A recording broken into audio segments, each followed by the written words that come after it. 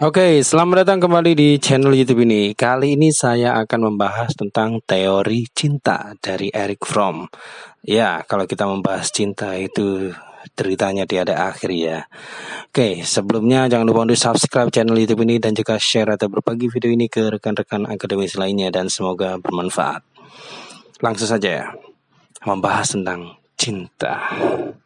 Cinta itu kalau dalam bahasa Latin itu mempunyai istilah amor atau caritas. Dalam bahasa Yunani biasa disebut sebagai philia, eros atau agape. Philia itu memiliki konotasi cinta yang terdapat dalam suatu persahabatan. Amor atau eros adalah jenis cinta yang berdasarkan keinginan. Sementara caritas atau agape itu merupakan tipe cinta atau jenis cinta yang lebih tinggi, lebih eksklusif, dengan tidak mementingkan diri sendiri. Jadi, cinta adalah reaksi yang dipelajari dan hadir secara emosional. Cinta itu merupakan reaksi terhadap kelompok, rangsangan, dan perilaku yang bisa dipelajari oleh diri kita sendiri. Kita bisa menelusuri bagaimana kita itu bisa mencintai, tapi kita tidak bisa menemukan alasan dari mana kita mulai mencintai. Cinta itu merupakan interaksi dinamis yang dihayati dalam setiap kehidupan kita. Cinta itu di mana-mana. Cinta itu di mana saja dan kapan saja itu hadirnya, kita tidak bisa menerka dan merencanakan. Erich Fromm itu menjelaskan bahwa cinta itu adalah suatu kegiatan yang aktif. Oleh sebab itu, cinta itu memiliki semacam aksi kebebasan untuk menentukan dirinya, dan mencintai adalah memberikan kebebasan demi pertumbuhan yang dicintai. Oleh karena itu, cinta itu bukanlah sesuatu yang pasif. Tidak ada orang yang mencintai itu dengan sifat kepasifan. Cinta itu adalah standing in atau tegak di dalam, bukan falling for atau jatuh untuk.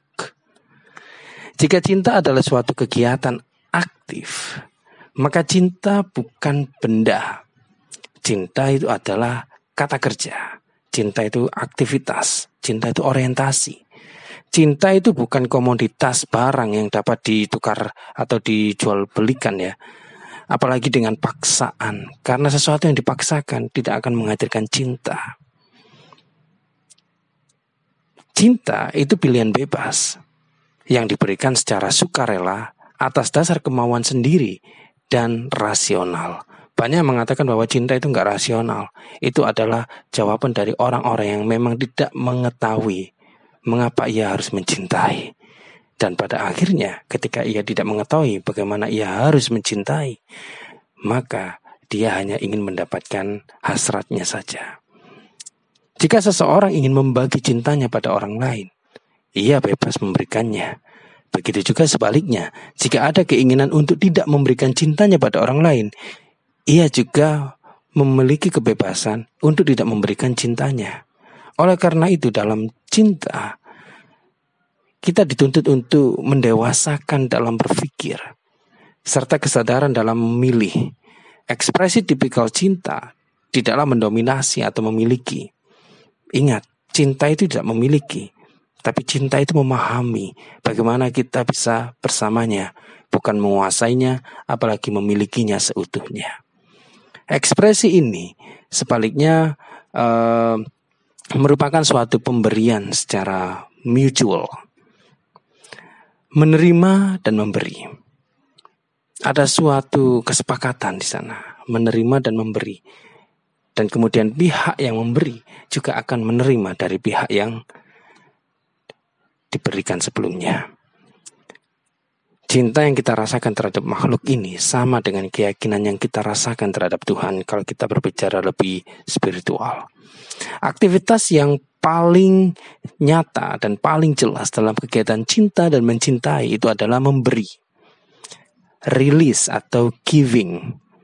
Menurut Erich Fromm ya, selama ini ada suatu kesalahan dalam tindakan memberi. Memberi sering disamakan dengan memberikan sesuatu atau mengorbankan sesuatu. Padahal cinta itu tidak membutuhkan pengorbanan. Cinta itu hanya membutuhkan kebersamaan, kesepakatan. Bagi setiap orang yang mengalami masa perkembangan karakter itu berhenti pada tahap orientasi reseptif, eksploitatif, dan menimbun tindakan memberi dengan memaknainya dalam pengertian mengorbankan. Orang yang berkarakter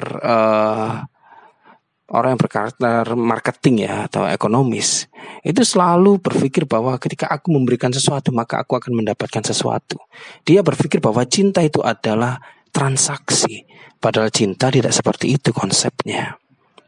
Cinta itu bukan sesuatu yang kamu memberikan sesuatu dengan ekspektasi bahwa kamu akan mendapatkan untung dari sesuatu.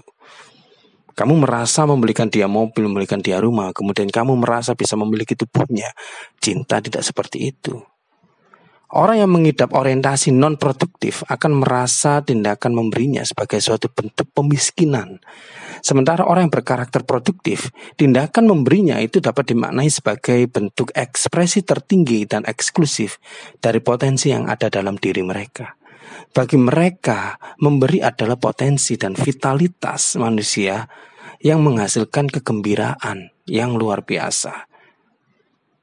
Karena itu, mereka percaya dengan suatu istilah ya, tangan di atas itu lebih baik daripada tangan di bawah.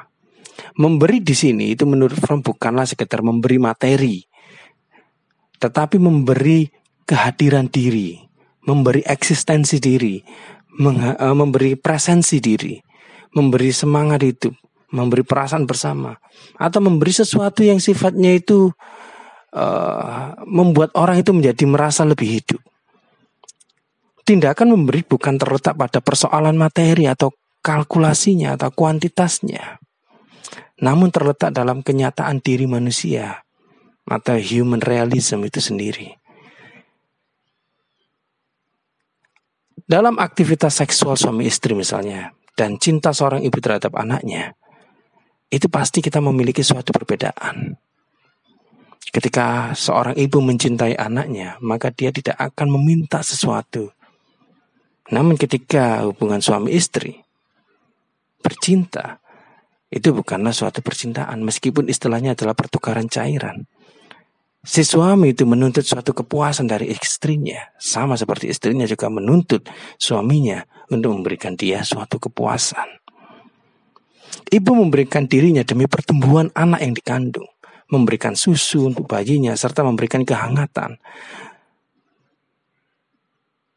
membuat si bayi itu terhindar dari rasa sakit dalam dirinya.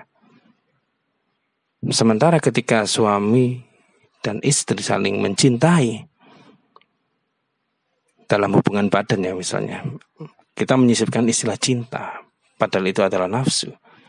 Memberikan kebutuhan tapi menuntut suatu kebutuhan yang lainnya. Bagaimana jika kebutuhan itu tidak terpenuhi? Maka yang terjadi adalah perselingkuhan, perceraian, dan sejenisnya. Manusia memberikan dirinya, memberikan sesuatu yang paling berharga yang dia miliki, sebut saja kehidupan, maka kita bisa menyebutnya sebagai cinta. Kehidupan yang dimaksud oleh Erich Fromm itu bukan cuma persoalan pengorbanan demi orang lain, tapi juga bagaimana itu menjadi suatu hal yang baik dalam suatu hubungan orang yang mencintai dan yang dicintai.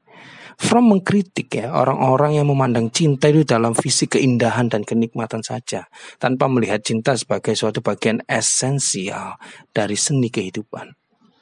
Cinta adalah seni hidup itu sendiri dan merupakan pandangan manusia yang lebih utuh. Kita bisa membayangkan bagaimana dunia ini diisi oleh manusia yang penuh kebencian tanpa ada cinta sama sekali.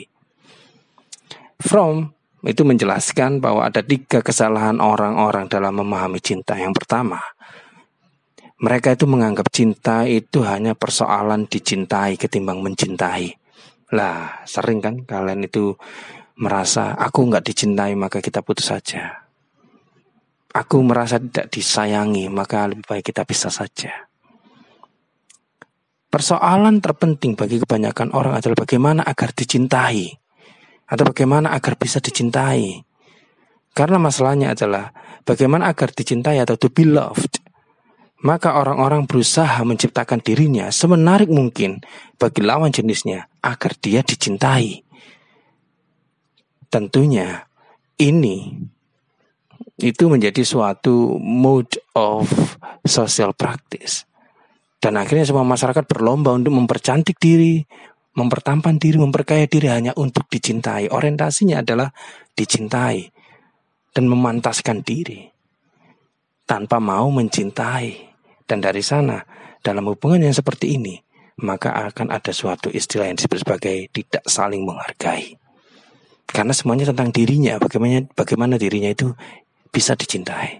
Yang kedua, persoalan cinta itu hanya dianggap suatu persoalan objek, bukan persoalan kemampuan. Orang berpikir bahwa mencintai adalah persoalan sederhana.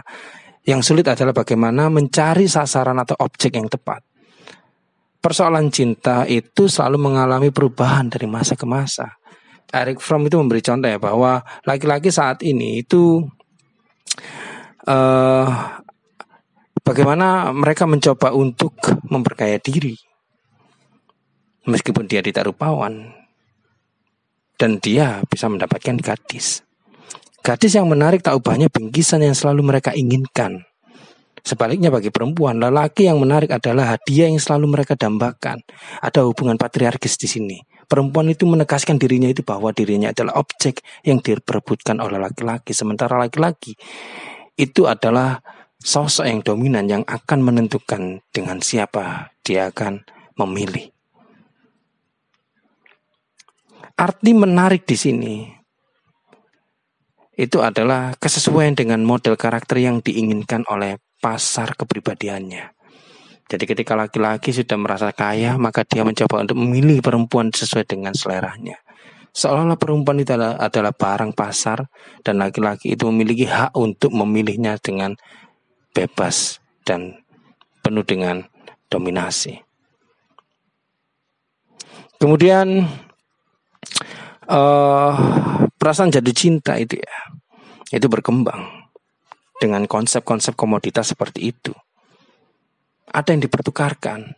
Gadis desa diwacanakan oleh orang tuanya untuk menikahi TNI atau polisi. Kemudian remaja-remaja dari desa mencoba dan berusaha keras untuk menjadi polisi dan TNI. Makanya jangan kaget kalau di desa ini tiba-tiba muncul iklan peninggi badan. Itu tujuannya ditujukan untuk laki-laki desa agar bisa menjadi tentara. Fungsi dari tentara itu apa? Bukan untuk memperkaya diri, tapi untuk gengsi. Dan dari gengsi itu dia bisa mendapatkan perempuan. Jadi cinta itu dianggap sebagai suatu komoditas dalam konsep yang kedua ini, kekeliruan yang kedua ini. Kemudian yang ketiga, itu adalah implikasi dari kekeliruan tersebut itu pengakuan bahwa cinta itu hanyalah sekedar afirmasi dalam diri. Pengakuan jatuh cinta sebagai pengalaman yang seolah-olah itu nyata, being in love.